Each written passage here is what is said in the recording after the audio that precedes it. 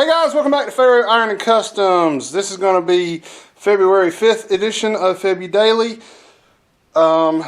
Today, I got home from work much later than I like to. I really wanted to get back on making that mount for the lathe. Yes, lathe. I guess I got mill on the brain. But what I am going to do is try to get the Mazda running, and I'm going to take y'all along with me just so y'all can see what it's doing. Maybe what I've got will fix it. Maybe what I've got won't fix it.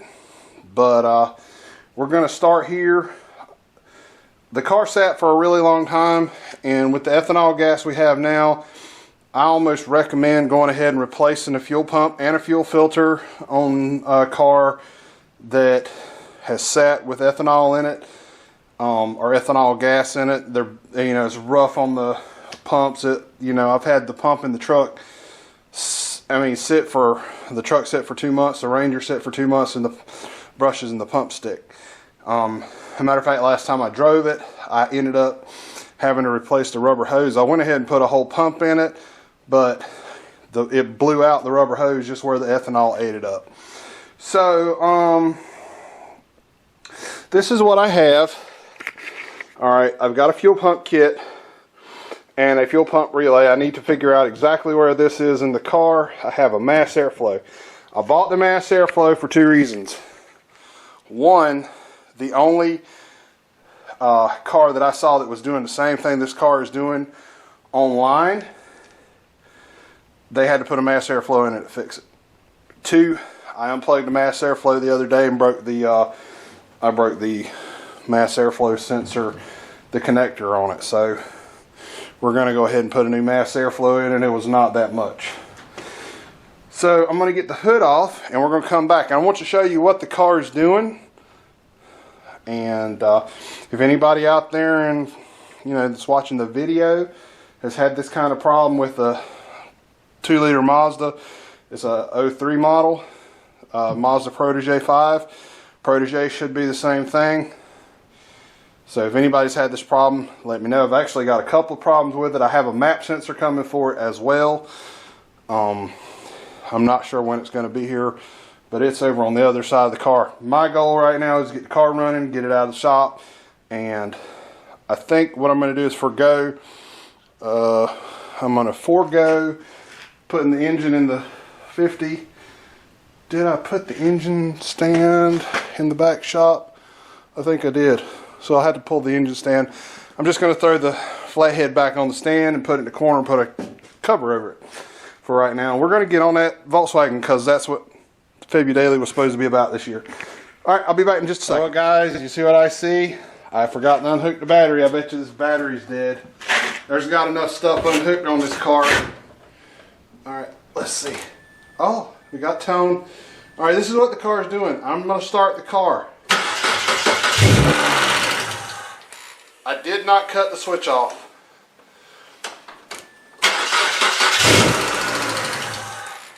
That's what it does. It starts up and it turns itself off. Okay, so it didn't magically fix itself in a week's time. Alright guys, I apologize for the lighting. That's something that I need to do is get some lights. So on a Protege 5, maybe even a Protege, I don't know about a Protege, but I'm assuming it's the same. The fuel pump is underneath the back seat. I've just took the seat out, and there's 4 screws, 1, 2, 3, 4, and then there's probably 8 screws holding the sending unit in. I'm gonna pop that out, and we're gonna come back because, like I said, there's not enough light in here. I'm not sure how I would manage to. I've already got most of the screws out. I just dropped the fuel sending unit back in the other day when I was going to try to run it off of propane and get it out of the shop. Now, let's see. All right, they are Phillips screws. One of these screws was somewhat stripped out. So, usually on these, I've always found that you could push them forward and release the, on these I found you can just push them forward and release the locks, but for whatever reason on this car, it's a little more of a pain in the butt than that. So I'm just getting a pick and getting in behind the locks and releasing the locks and popping them out. So let me get this out and we'll come back. Alright guys, I was riding the struggle bus just a little bit and getting that clip off, and I happened to think maybe the Ford, and I have two pairs of these, one for the high side, or for the pressure line, and one for the return. They're snap-on, and I will tell you what the part number is, but they're, oh there it is right there, snap-on. See if y'all can see that. If y'all can see that. It's our Blue Point YA9457-2, and this should be the -1 for releasing fuel lines. It actually worked on this line, but it did not work on the other one because there wasn't enough of there was not enough room for me to get it in there. Now online they sell these, and you can buy the whole cylinder, or you buy a pump. And I just got a pump. And all the pump does is sits down in the cylinder. Come on out of there. There we go. Alright. Got the line. Unplugs. Can y'all even see what I'm doing? I'm trying to make sure y'all can see. Alright, now in the kit, that's nice. They do not have this grommet in the kit. So we're going to have to use this over.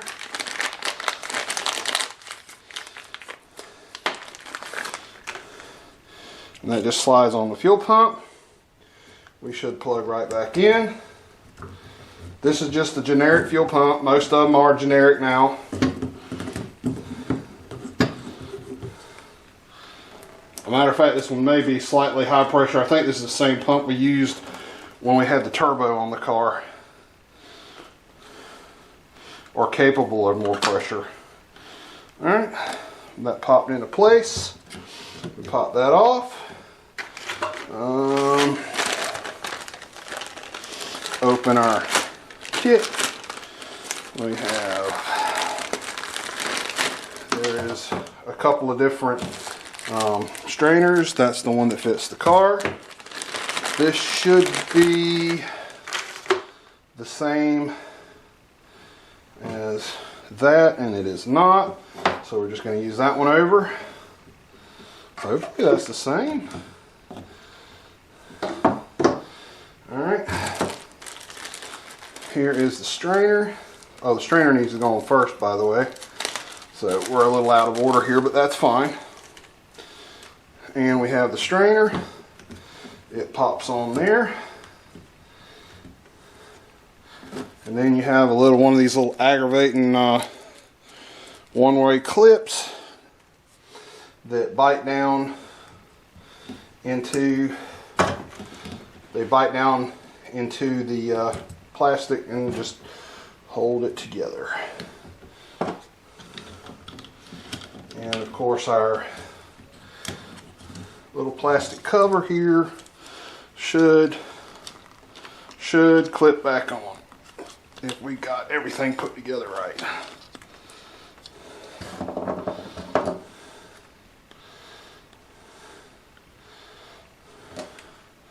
Let's see if we can put this plastic rubber piece in here, and maybe we'll have a little more luck getting it lined up.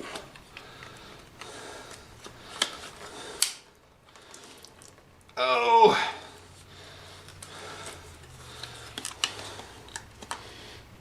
Why is that being such a pain in my tail?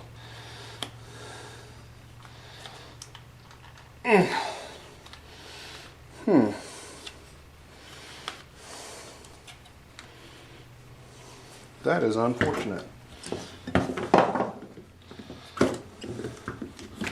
Just the same length. Oh, those pumps are two different lengths. That is not good. And that pump is as far down in there as it's going to go. Let's see. So, that generic pump is not right. That's nice. Well, we're going to make it work somehow. Guys, this is kind of upsetting. I'm going to take a step back for just a second, and if anybody is familiar with Big Clive, I'm going to pull a Big Clive and use brute force. One moment, please. Alright guys, I'm not really crazy about what I had to do here. I actually left the rubber piece out from here, but if it'll fit back in the tank without hitting the bottom, I may go ahead and order a sending unit for it. As you can see, there's some corrosion right along this arm and stuff. So, hey, definitely going to have a different pump, because this pump is actually a little longer than the pump that was in it. I thought about cutting it off, but you can't cut it off because the check valve that keeps the fuel from running back into the pump, the pressurized fuel from running back into the tank is right there. And if I cut it down, we'd lose that check valve. Let's get this thing put in and see where it carries us. Alright guys, I'm on, the missus called while I was working, and I just kept on working. I will tell you, the fuel pump did not fix the problem. And what did fix the problem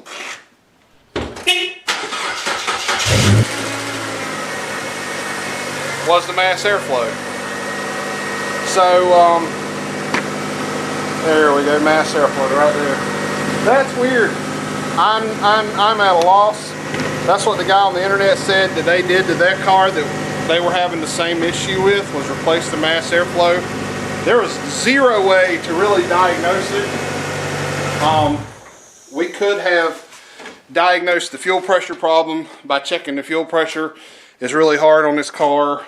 You have to have, of course, this car does have a line on it. It actually has a fuel pressure gauge in the car, but the fuel pressure gauge is knackered for some reason. I don't know. I don't think I'm going to fix it because, you know, we're not running turbo anymore. So, anyway. But what I was just saying about the mass air on this thing is it didn't even set a code. It wouldn't even run long enough to set a code. And I should have thought about that, because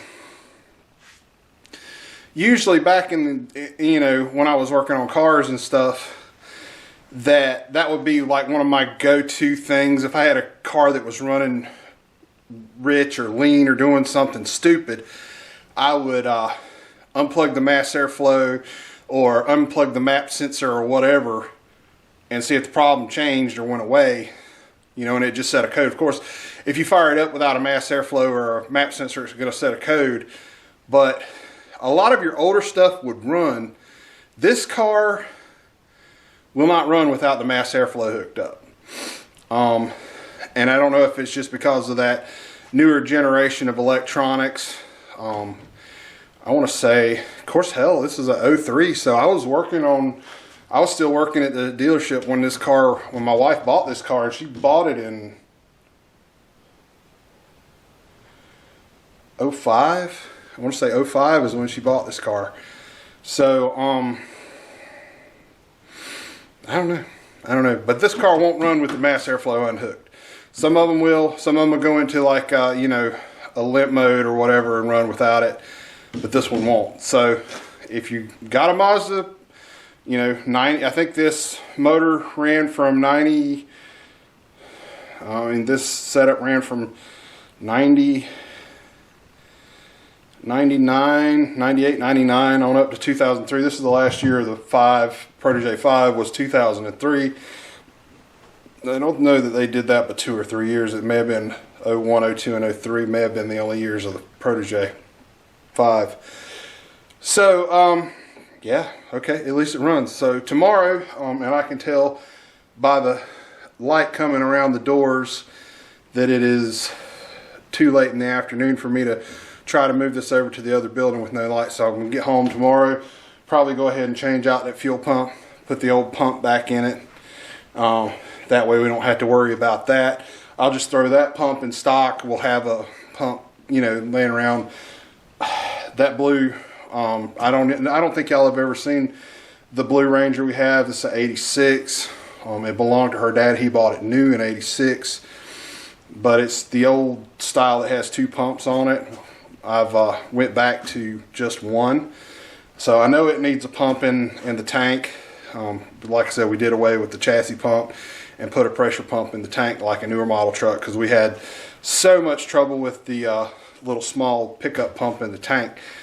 So that pump will probably work in there, or we can make it work, you know, because it's like old school.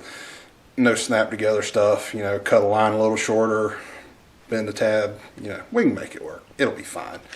So we're going to get to that. We're going to get this moved out tomorrow. I won't do any of that on the camera.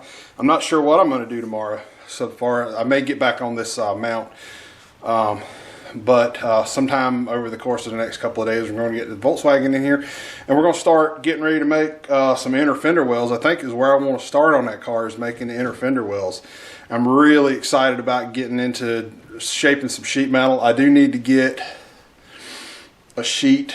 I don't think I have enough. I may have enough to make 1 inner fender well over there. So I'm going to have to pick up some sheet metal, and that's what we're doing. See y'all later.